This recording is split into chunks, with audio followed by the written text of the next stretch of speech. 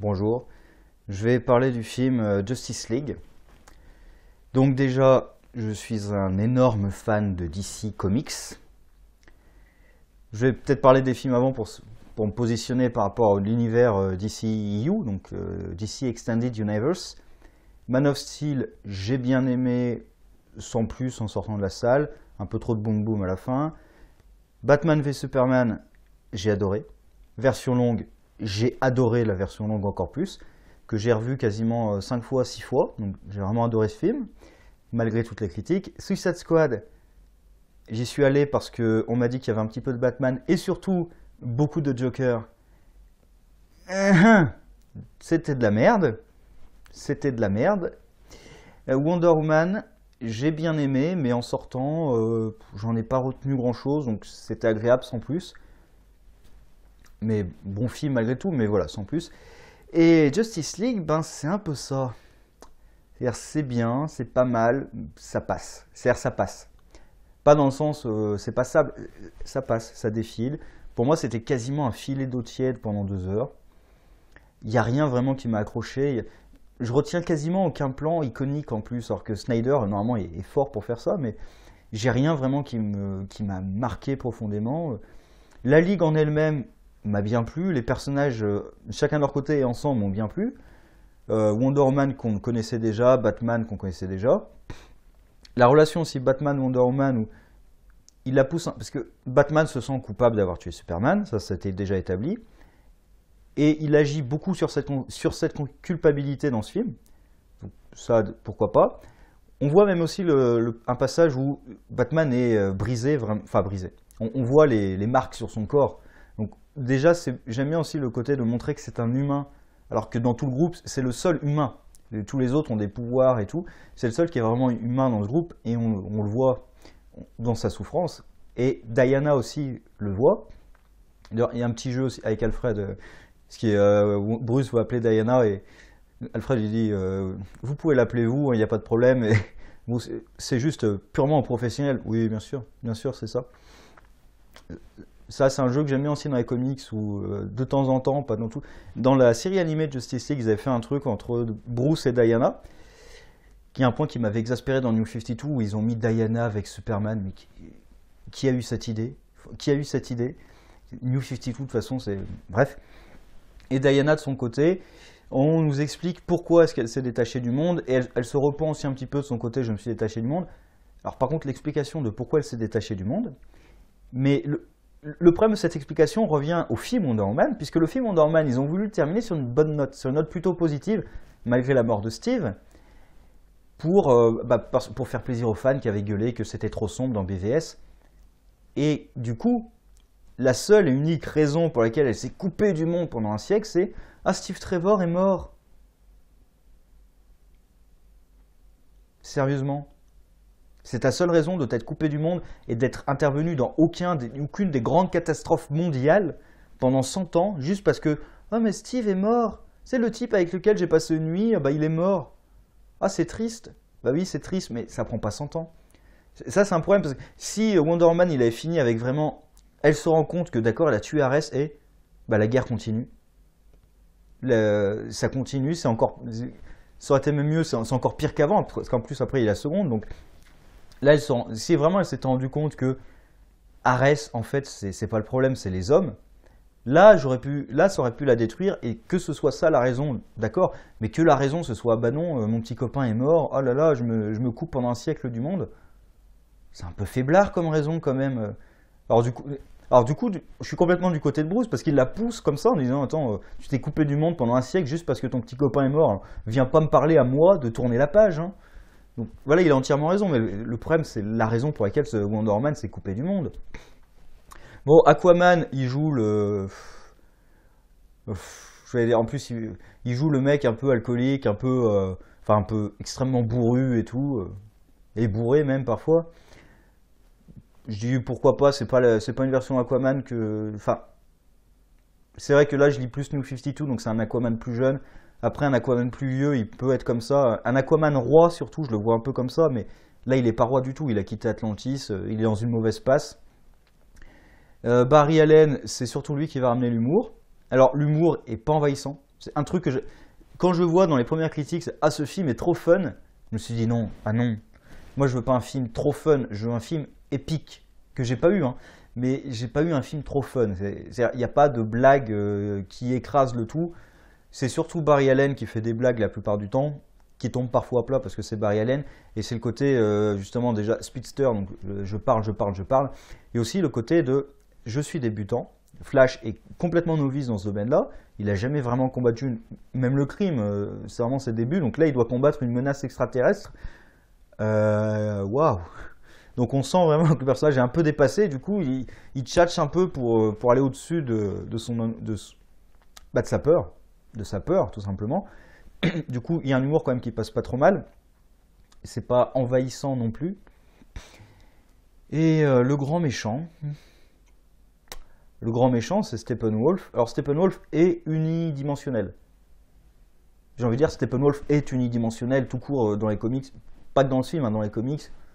Ce qui est intéressant dans Steppenwolf, c'est pas tellement le personnage en lui-même. Quoique, dans Earth 2, j'avais bien aimé le suivre, mais Steppenwolf, c'est quand même avant tout sa famille qui est intéressante, c'est pas lui-même. Donc je rappelle, pour ceux qui lisent pas les comics, c'est pas dans ce film, donc c'est pas du spoil, hein, c'est dans les comics. Darkseid dirige Apocalypse. Il avait une mère Agra qui l'a empoisonné après que sa mère a tué sa femme, parce qu'elle trouvait que sa femme le rendait trop doux.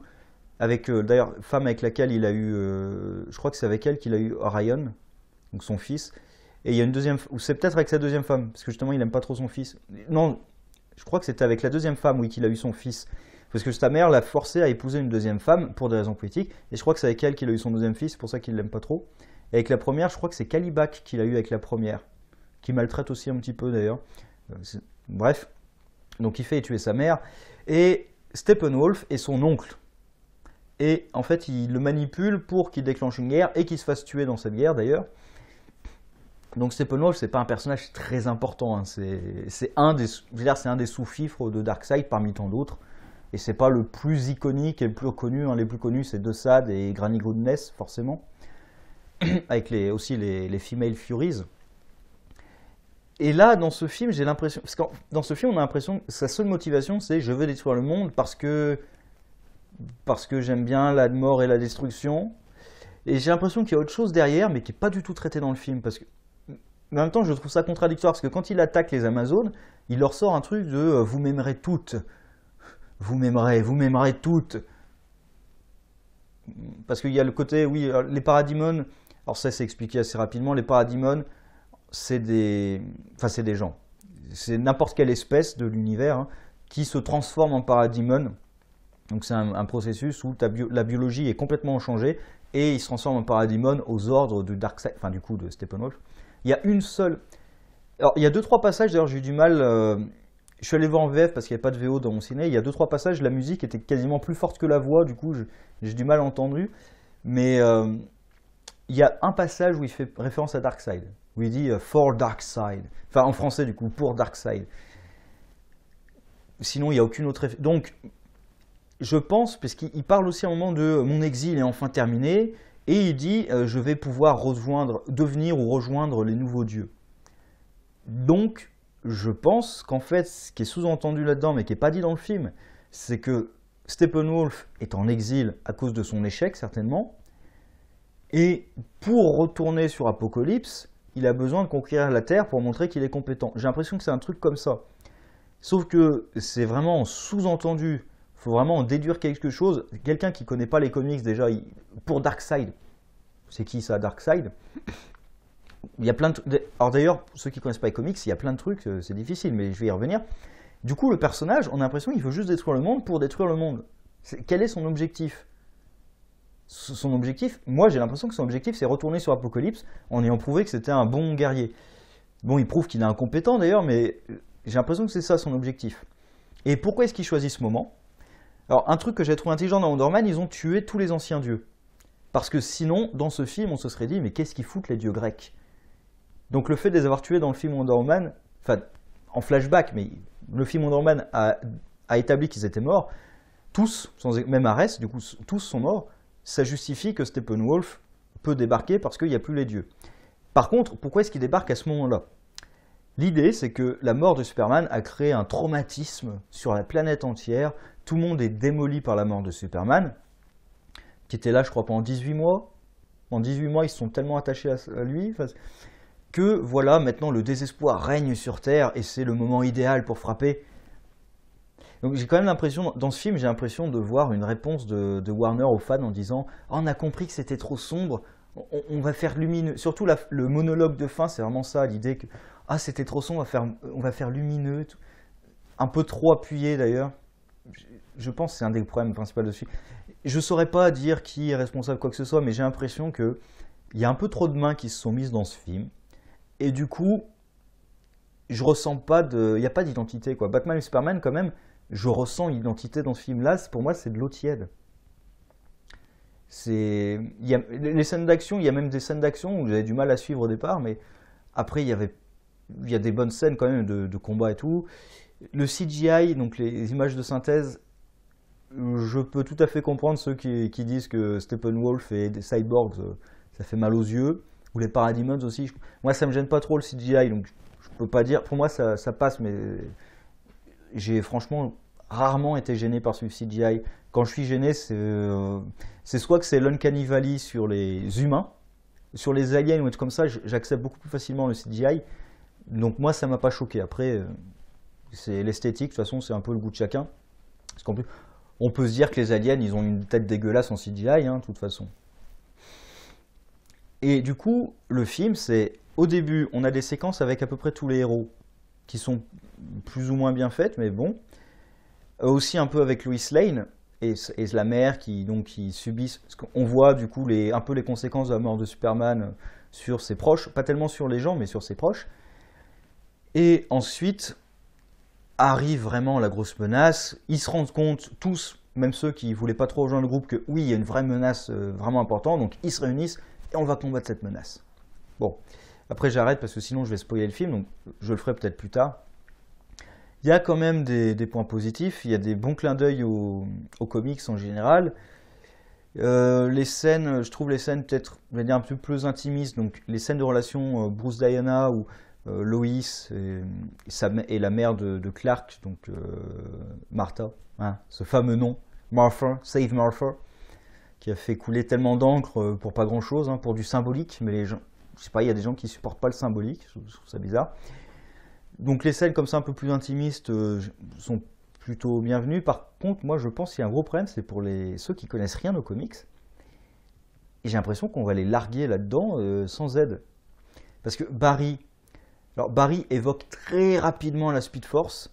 Alors en français ça me fait mal, moi, la Force Véloce en français ça me fait mal aux oreilles. Mais... Donc il évoque très rapidement la Speed Force. Donc les gens comprendront que ses pouvoirs c'est la vitesse, pas plus. Parce que ses pouvoirs c'est pas que la vitesse. Mais bon, après dans ce film il n'utilise pas tellement autre chose.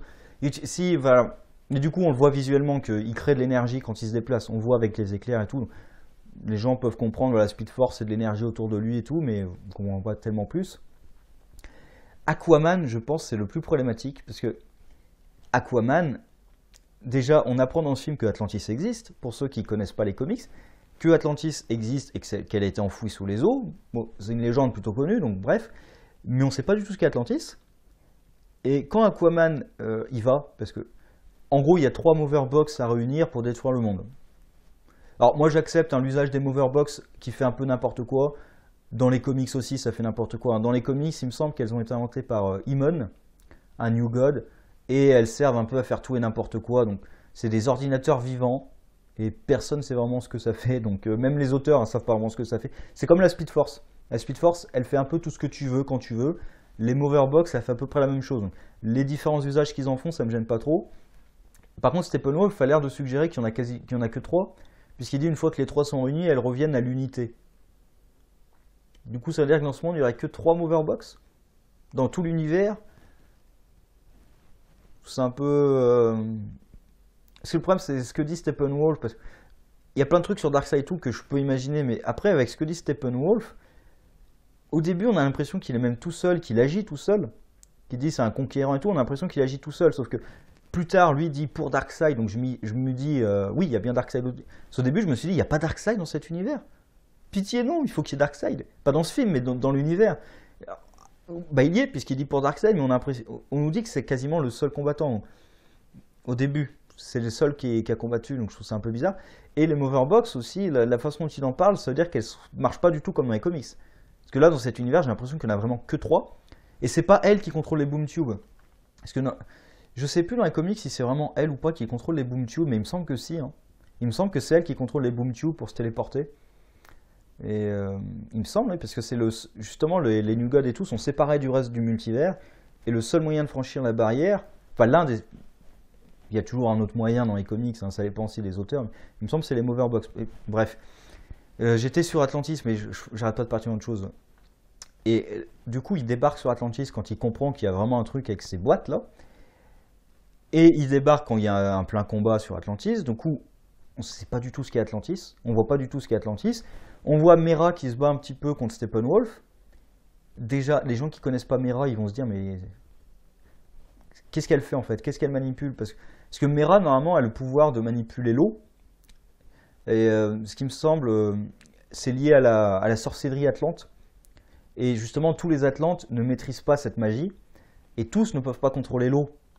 Mera, elle a la capacité vraiment de contrôler l'eau. Et d'ailleurs, elle est plus puissante qu'il a indiqué dans ce film. Après, on peut dire peut-être qu'elle est plus jeune dans ce film, machin et tout. Mais normalement, elle est quand même beaucoup plus puissante que ce qu'on voit dans ce film. Surtout quand elle est sous l'eau. Déjà, sur la terre ferme, elle est puissante, mais sous l'eau, alors là, elle envoie, quoi. Et pas tellement. Du coup, les gens qui connaissent pas son pouvoir, ils vont se demander ce qui se passe. Elle bouge les mains et on voit de l'eau qui écrase Steppenwolf.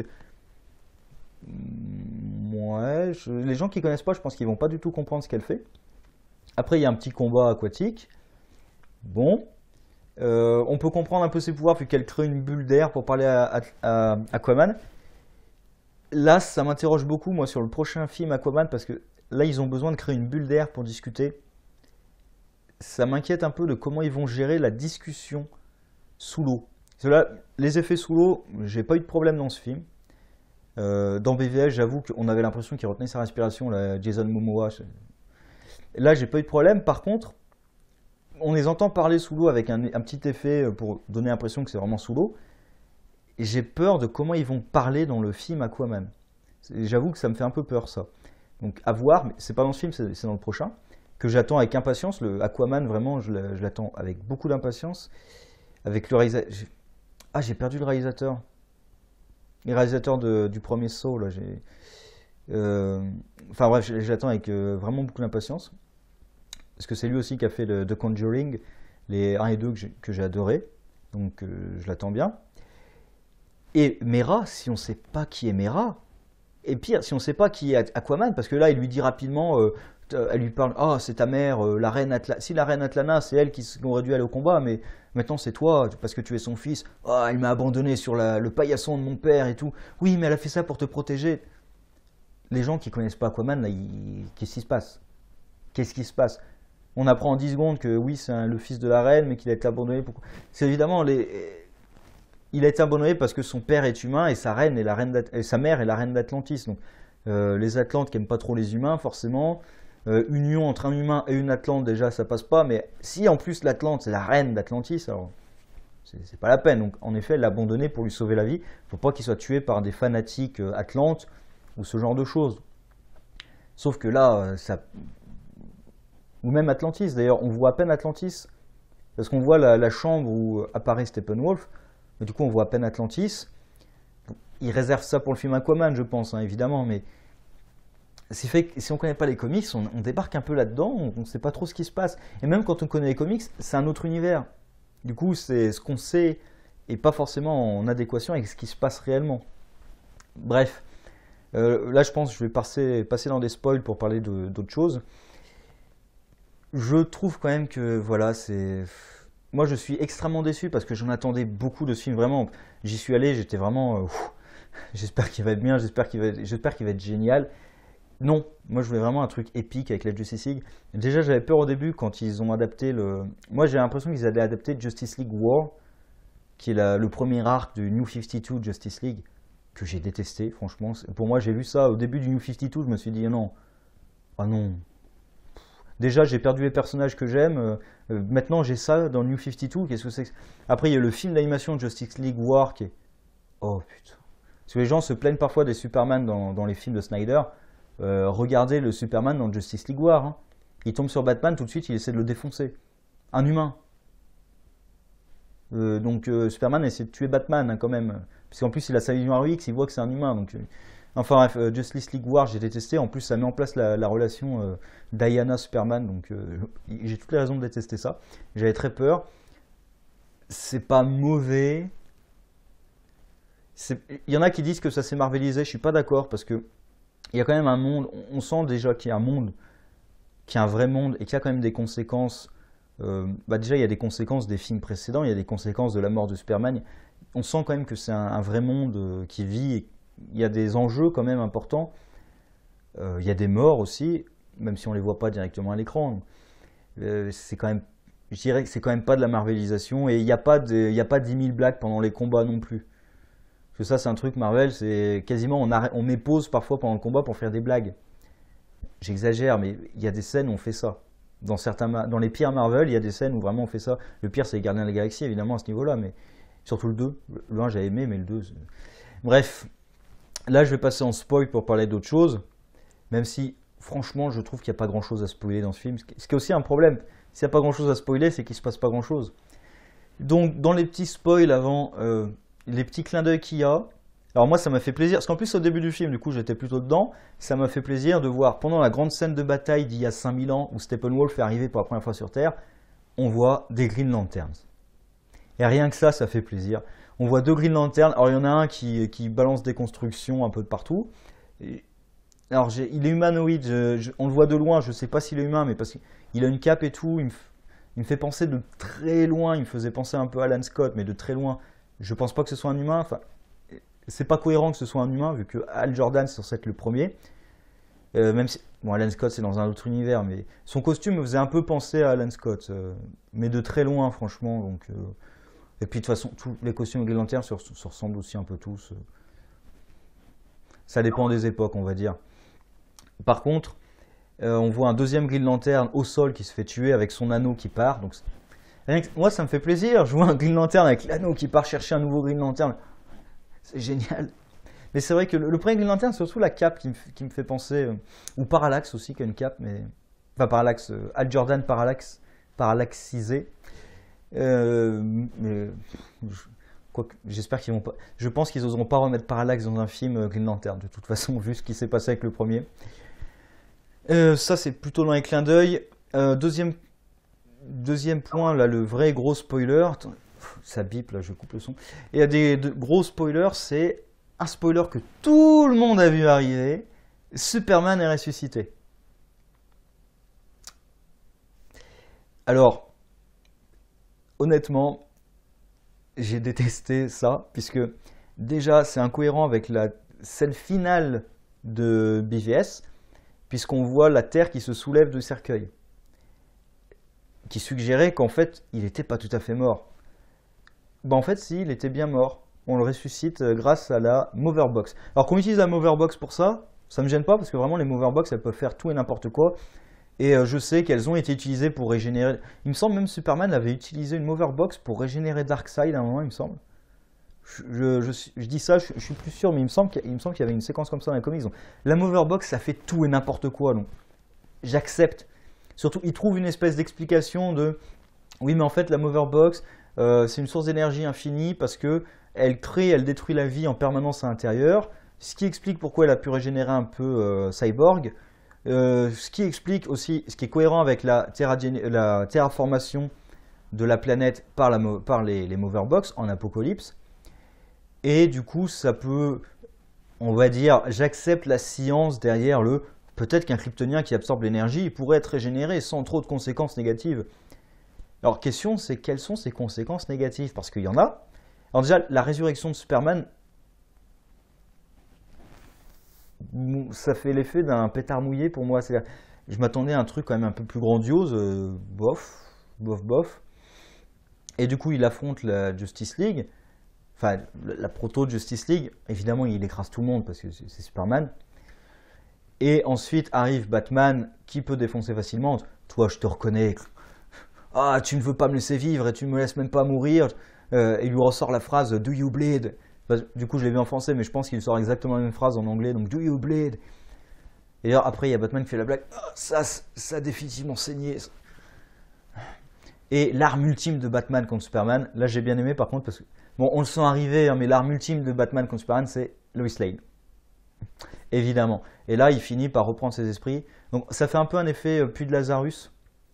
Parce que quand on sort les Lazarus Pit, on est pris d'une folie furieuse et on attaque tout ce qui bouge.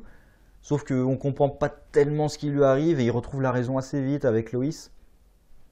Donc, en plus, il reconnaît Batman, c'est pas un mode j'ai perdu l'esprit, je reconnais pas du tout le monde. Alors, c'est peut-être que ses souvenirs lui reviennent par bribes et en plus, il déclenche le combat. Ça, c'est un truc, c'est comment est-ce qu'on déclenche un combat de super-héros nul?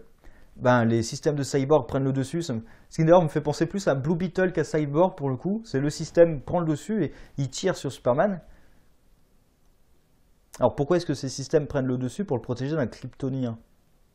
Alors c'est peut-être le côté kryptonien contre les Moverbox. Quoique, il n'y a aucune raison qu'ils les protègent vraiment d'un. Il n'y a aucune raison même qu'ils aient peur des Kryptoniens au final parce que ils savent pas ce que font les Kryptoniens. Les Kryptoniens, tant qu'ils restent sur la planète, ils n'ont pas de pouvoir. Donc c'est même pas logique en fait que même Steppenwolf parle le Kryptonien. Du moment où ils l'ont jamais rencontré avant, ils devraient même pas savoir qu'ils ont des pouvoirs au Soleil Jaune. Puisqu'ils étaient que sur Krypton et que leur colonisation de l'univers, ça s'est un peu arrêté. Donc il n'y a pas vraiment de raison donc, que le système de Cyborg soit vraiment menacé par des Kryptoniens. Bref, c'est juste pour déclencher les hostilités de façon un peu conne, alors qu'ils auraient pu dialoguer. Au lieu de rajouter de l'action à un truc qui a déjà pas mal de scènes de boum boum, ils auraient pu dialoguer. Ça aurait été bien ça, dialoguer, au lieu de faire un combat. Alors le combat, c'est aussi pour montrer que Superman est ultra balèze et qu'il arrive carrément à suivre Flash. Non, il n'est pas aussi rapide que Flash à ce moment-là, mais il arrive à le suivre. Mais la résurrection de Superman, on veut un truc qui pète quand même. La mort de Superman, moi je l'avais adoré. Ceux qui disent elle est arrivée trop tôt, mais Superman, de toute façon, ne peut jamais mourir. Je veux dire, il est mort combien de fois dans les comics? Là, récemment, ils ont fait un truc de Final Days of Superman. Bah, qu'est-ce qu'ils ont fait? Ils ont tué Superman New 52, que je détestais personnellement. Enfin, que j'étais. Donc j'exagère. J'exagère. J'aimais pas trop cette version-là, mais bon, pas au point de le détester non plus. Et ils ont remplacé par l'ancienne version de Superman, parce que comics, et ils ont carrément supprimé la réalité. Ça, c'était vraiment les auteurs des comics, ils disent on n'a rien fait, on oublie ce qu'on a fait, hein. On a remodifié la réalité, le Superman de New 52, il n'a jamais existé. Voilà, donc les morts de Superman, elles durent jamais. Donc moi, le premier comics de Superman que j'ai lu, c'est Death of Superman. Donc le fait qu'on le tue au début ou n'importe quoi, ça change rien. Il peut pas mourir, il peut pas rester mort de toute façon. Et là, donc, il est ressuscité, je trouve que sa résurrection, ça tombe à plat, franchement, mais vraiment, ça me fait rien. Alors quand même, la résurrection de Superman, si c'était arrivé plus tard dans le film aussi, peut-être, mais... Et du coup, bah, comme tu as Superman, bah, Steppenwolf, il représente plus une menace. D'ailleurs, Superman, il le défonce, mais ultra facilement. Là. Alors, je vais pas me plaindre qu'il n'y ait pas de boum boum en plus, mais... Ils auraient pu faire un combat peut-être, au lieu de faire un combat de ultra puissance, ils auraient pu faire un combat peut-être un peu plus technique avec Steppenwolf qui est censé être un guerrier, donc qui est censé savoir se battre. Parce que Doomsday c'est un gros monstre qui tape. Là ils le mettent face à un ennemi qui est puissant aussi, peut-être aussi puissant que Superman. En théorie, parce que là dans ce film clairement non. Ils auraient pu avoir un truc intelligent. Superman, alors par contre, content, encore une fois, content, il y a des petits détails qui me font plaisir. Superman qui utilise son souffle glacé. Sauf que bah, il sort d'où ton souffle glacé quand on l'a jamais vu, là il sort un peu de nulle part, mais je suis content qu'il l'utilise. Mais du coup il utilise son souffle glacé pour glacer la hache de Steppenwolf et Diana qui pète la hache derrière. Et Steppenwolf, comment est-ce que Steppenwolf perd? Alors il ne tue pas, Steppenwolf a peur et du coup les Parademons sont attirés par la peur et ils attaquent Steppenwolf. Les Parademons c'est pas censé être les esclaves d'Apocalypse tout simplement. Comment ici, enfin, c'est con quand même, les Parademons attaquent Steppenwolf.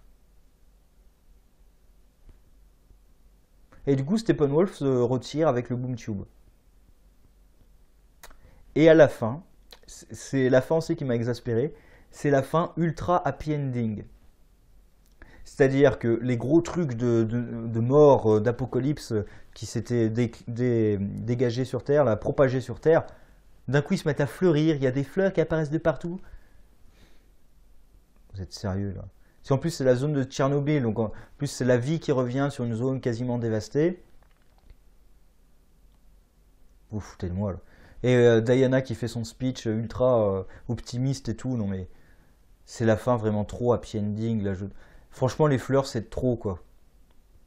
Franchement je trouve les fleurs c'est quand même de trop là. Là c'est, on a compris que vous voulez faire un truc lumineux parce que les gens engueulaient que c'était trop sombre, mais là la happy ending ultime elle me... D'ailleurs, ils battent, ils arrêtent les Moverbox et là d'un coup ils se mettent à se marrer. Ah, on a gagné. Superman qui sort Parce qu'au début il dit moi je préfère rester en vie. Après ça, après avoir arrêté le truc, ils sont pris onde de choc dans la gueule. Du coup il a mal. Là j'ai envie d'être mort. Là j'ai envie d'être mort. Mais enfin voilà quoi, ils se mettent à rigoler juste après la fin du combat parce qu'on a sauvé le monde. Alors que Steppenwolf est encore là pour le coup.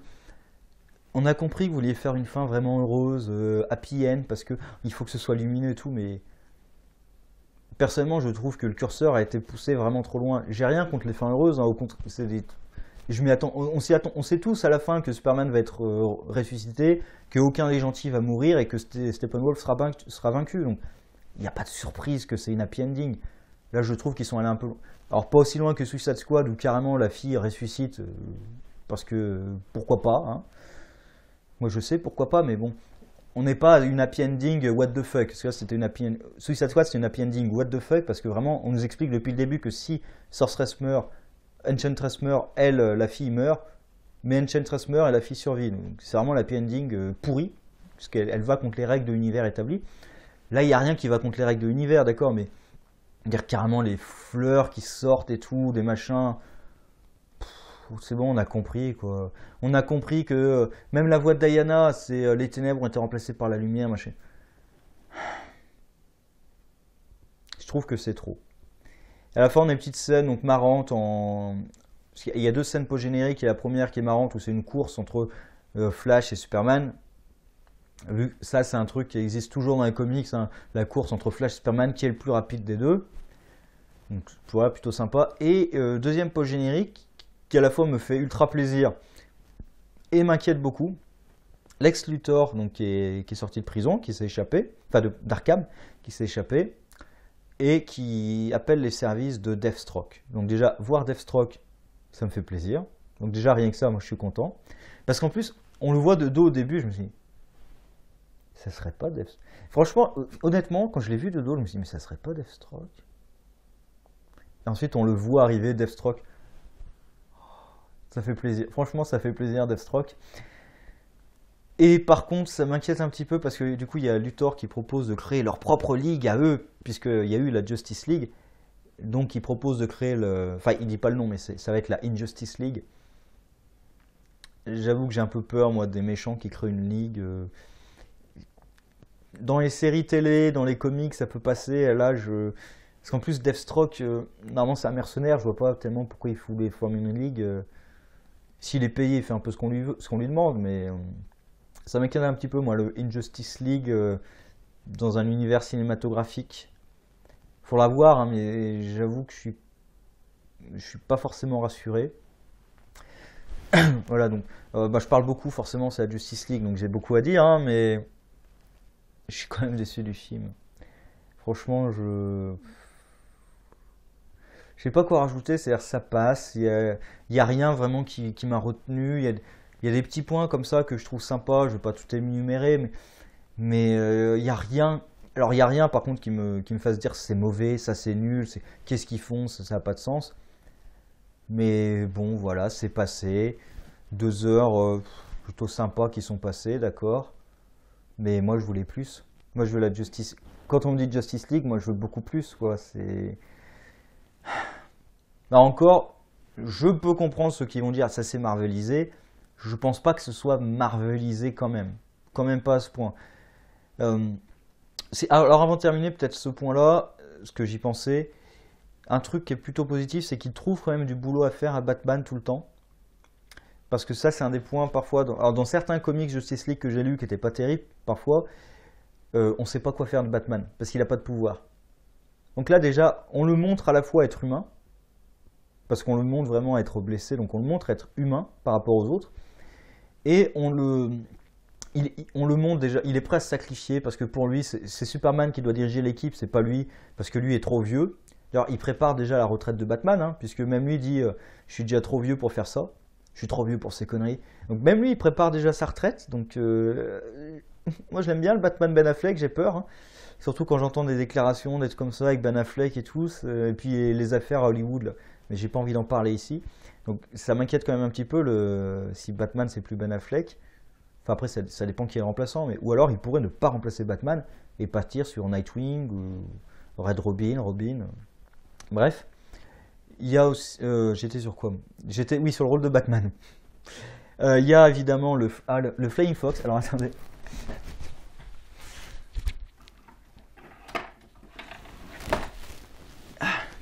Voilà. Il y a le Flying Fox. J'attendais ce film, hein, je l'attendais ce film. Donc il y a le Flying Fox de Batman, hein, avec les Parademons et la Batmobile à l'intérieur. Ça sert à rien de le montrer, mais je suis content de l'avoir.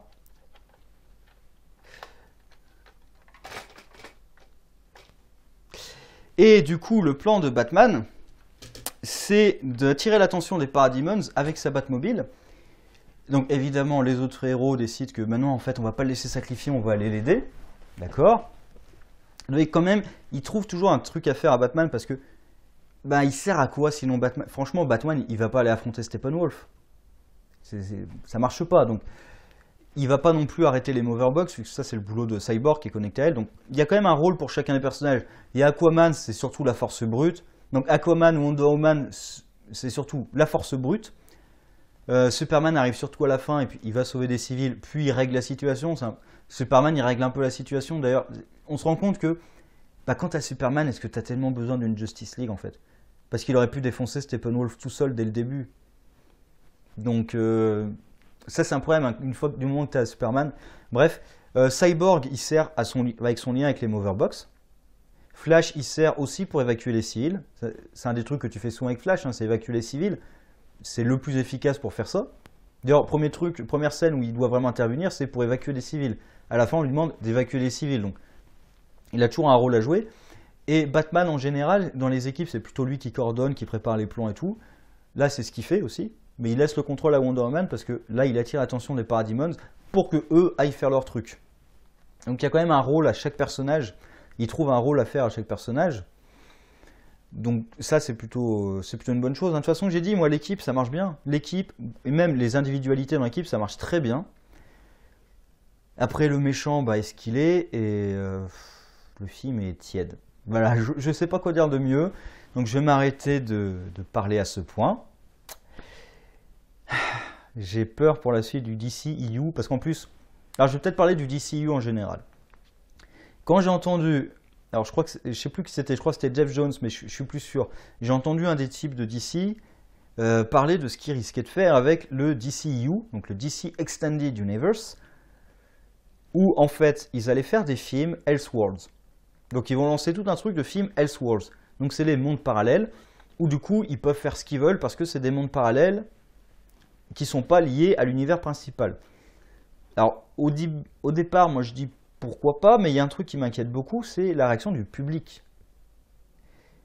Parce que, ben, si c'est des films d'univers parallèles, on risque de voir les mêmes... Je pense qu'ils vont essayer de faire gaffe, mais on risque de voir des personnages très semblables, qui seront complètement différents et joués par des acteurs différents. Donc ça risque quand même de perdre un peu le public. Et pareil, les Elseworlds, est-ce qu'ils vont faire plusieurs films qui se passent dans le même Elseworld parce qu'il a bien marché? Ou est-ce qu'ils risquent de ne pas se concentrer sur certains Elseworlds qui marchent mieux que celui-là? Et puis après, est-ce qu'ils vont faire un truc où en fait les univers se rejoignent et tout? Enfin, ça risque d'être assez bordélique au final. En fait, j'ai l'impression qu'ils vont faire les bordels qui existent dans les comics, j'ai l'impression qu'ils vont les retranscrire au cinéma. Parce que les bordels de continuité, de timeline un peu pourris, d'univers parallèles qui s'entrecroisent et tout, on en bouffe parfois beaucoup dans les comics. Parfois c'est bien fait, parfois c'est du grand n'importe quoi. Donc ça m'inquiète un petit peu. Et une autre déclaration qui m'inquiétait aussi, c'est avec ça. Les Elseworlds, à la limite, je dirais pourquoi pas, même si ça risque de perdre les gens et même les spectateurs avertis, hein, même les connaisseurs de comics. Hein. Si t'es pas au courant de dans quel Elseworld ça se passe, et si en plus les Elseworlds communiquent entre eux, ça peut très vite devenir un peu n'importe quoi, donc il faut faire très gaffe avec ça.